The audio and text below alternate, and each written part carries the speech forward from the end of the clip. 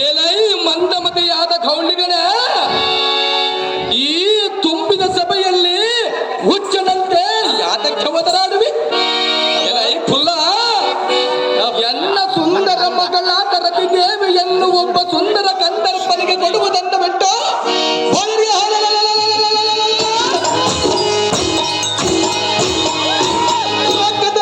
ಕೊಡುವುದನ್ನ ಎಲೈ ಫುಲ್ಲ ಸುಮ್ಮನೆ ಎಲ್ಲರೂ ಲಗ್ನಕ್ಕೆ ಬಂದಿರುವ ಹಾಗೆ ನೀನು ಕೂಡ ಲಗ್ನಕ್ಕೆ ಬಂದಿರುವೆ.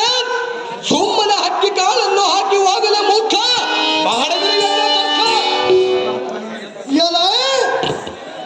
ಮಧಾಂಗನಾದ ಕಮಲ ಭಂಡಗೊಂಡಿಗನ ಕೋಚಿದ ದನಗಳ ಕಾಯುವ ಕೊಲ್ಲವ ಸುದ್ದಿಯನ್ನ ಮುಂದೆ ನಿಂತು ತಿಕ್ಕಿ ತಿಕ್ಕಿ ಬಡದರೆ